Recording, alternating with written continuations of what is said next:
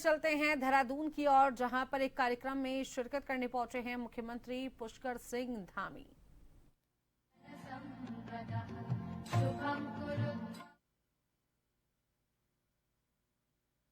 कार्यक्रम में सीएम पुष्कर सिंह धामी शिरकत करने पहुंचे।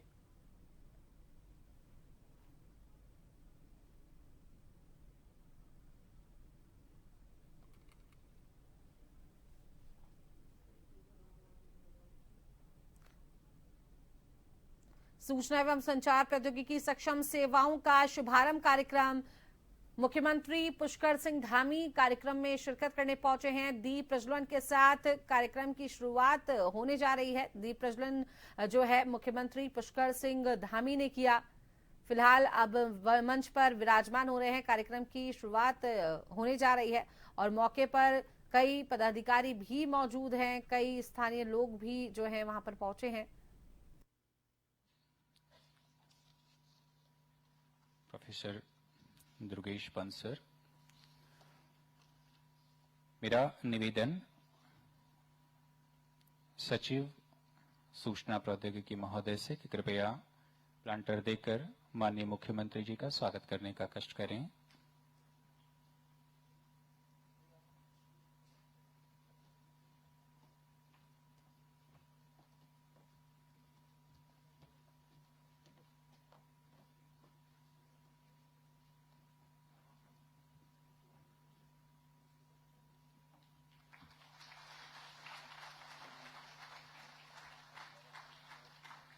माननीय विधायक राजपुर श्री खजानदास सर को भी कृपया स्वागत करने का कष्ट करें।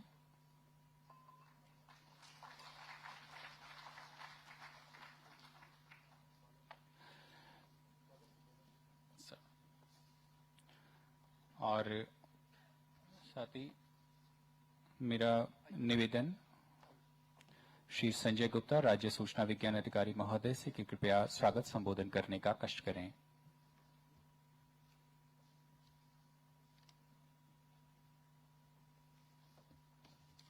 Intake Shri Ram Swaroop Uniyal, UCC portal develop करने के लिए राम उनियाल जी को यह प्रशस्ति पत्र प्रदान किया जा रहा है। राज्य सूचना विज्ञान अधिकारी एनआईसी से श्री संजय गुप्ता सर, आईटी क्षेत्र में विभिन्न नवाचार हेतु।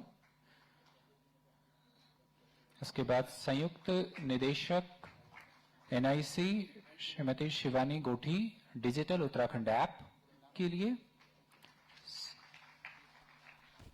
ये भी संयुक्त निदेशक एनआईसी से शिवानी गोटी के बाद संयुक्त निदेशक श्रीमती चंचल गोयल, सिवाल शिक्षा की वेबसाइट पर। इसके बाद अपर राज्य सूचना अधिकारी श्री राजीव जोशी ई ऑफिस के लिए। और न्यायमूर्ति इसके बाद बिजनेस एनालिस्ट आईटीडीएस श्री स्वप्निल सुमन, डिजिटल उत्तराखंड ऐप अपनी सरकार मुख्य न्यायाधीश के लिए टिप्पणियों को ध्यान में रखते हुए परियोजना प्रबंधक अपनी सरकार श्री सुरेश सिंह इस विषय पर डिजिटल उत्तराखंड आवश्यक है।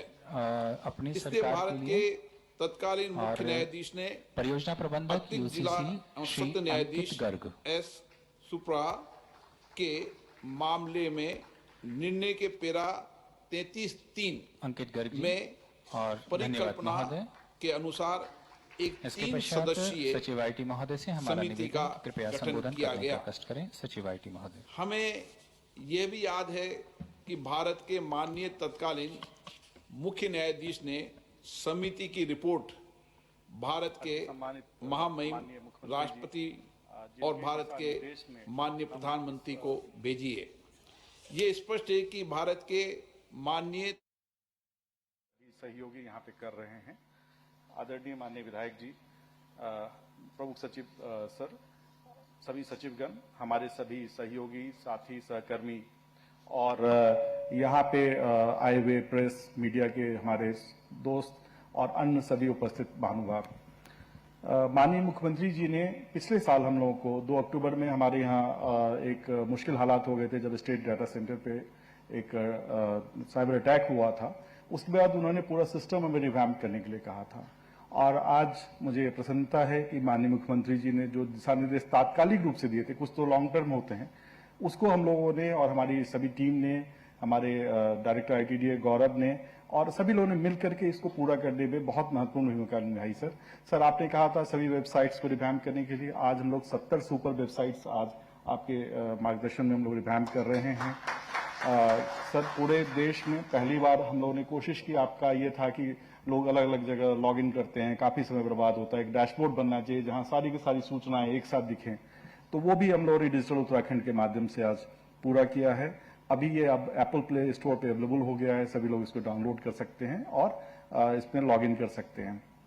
सर आपका ये था कि मीटिंग्स में लोग समय से नहीं पहुंचते हैं या मीटिंग्स में कई बार सूचनाएं नहीं मिलती हैं, तो उसको हम लोगों ने इसमें इम्बेड किया है डिजिटल उत्तराखंड में, जिसमें कि अब लोग समय पे पहुंच सके, उनको व्हाट्सएप पे और मैसेजेस भी आते हैं। साथ ही आपका ये था कि एम्प्लॉयमेंट और टेंडर्स एक जगह पे पब्लिक को दिखना चाहिए, तो वो हम लोगों ने किया है इसमें सर। और एक था कि लोग स्कैम्ड हो जाते हैं, गवर्नमेंट साइट से मिलती जुलती साइट्स पे जाकर के अपनी बुकिंग्स कराते हैं, तो डिजिटल उत्तराखंड में जितनी भी उत्तराखंड सरकार की साइट्स हैं उसको हम लोग एक जगह पे लेके आए हैं सर। सर एक बड़ा मुश्किल है किसी टेक्निकल एक्सपर्ट के बात बोलना, तो अभी हमारे दुर्गेश पंत साहब जो कि इसके टेक्निकल एक्सपर्ट हैं, बड़े नाम है एआई में, उन्होंने अपना ये दिया है, बताया है कि एआई का क्या यूज है। मैं एक छोटा सा एक प्रेजेंटेशन आपके समक्ष रख रहा हूँ एआई पे किसी और दिन, क्योंकि आज बहुत वक्त सर कम है। तो सर हम लोगों ने जो डिजिटल उत्तराखंड का टैगलाइन सर अलग है sir, one state one portal है, बट हम लोग इसमें कोशिश कर रहे हैं कि पीक्स को पिक्सल के साथ कैसे मर्ज करें। जो हिमालयन पीक्स है उतनी ही ऊंचाई तक हमारा डिजिटल जो उत्तराखंड का एक प्लेटफॉर्म है रीच करे, और आपके जो दिशा निर्देश हैं, जो आपका विजन है, उसको हम लोग पूरा कर पाए, इस दिशा में लोग प्रयासरत हैं। Next please sir.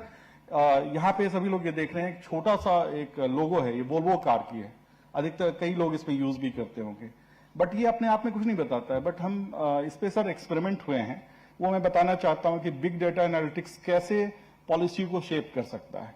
जब ये इसमें काफी डिटेल एनालिसिस यूएस में हुई, तो ये एक बड़ा शॉकिंग ट्रूथ आया कि जो वोल्वो कार ओनर्स हैं वो डेमोक्रेटिक पार्टी को वोट करते हैं, 100% नहीं करते हैं बट मेजरली उसके लिए वोट करते हैं।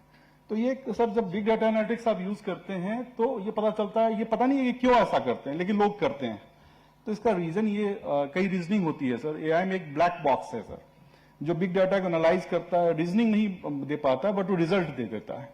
तो ये बताता है जो इसके एनालिसिस हैं अलग अलग, कि वो यंगर बच्चे ज्यादा यूज करते हैं, जो ज्यादा पढ़े लिखे हैं वो यूज करते हैं, और जो फास्ट मूविंग है वो यूज करते हैं, इसलिए प्रोबेबली वो डेमोक्रेट्स को वोट देते हैं। बट इसके सर कई और एनालिसिस हो सकती है। Next please sir. यूएस में सीवर लाइन अक्सर बस्ट कर जाते हैं और उससे काफी लॉस होता है, और इसको प्रेडिक्ट करना बड़ा मुश्किल था साइंटिफिक कम्युनिटी के लिए कि आखिरकार ऐसा क्यों होता है। जब इस बिग डाटा को सर एनालाइज किया गया और उसके बाद जो प्रेडिक्शंस किए गए, तो सर मेरे पास रिपोर्ट्स हैं कि 84% तक वो सही एनालिसिस हुई। ये नहीं पता कि कैसे हुई सर, बट बिग डाटा ने कहा और जो प्रेडिक्ट किया, कुछ केसेस भी यूरोप में भी किया गया, जैसे 31 उन्होंने एनालिसिस करके प्रेडिक्ट किया कि यहाँ पे ये सीवर लाइन बस्ट करेगा, तो उसमें 30 करेक्ट आए।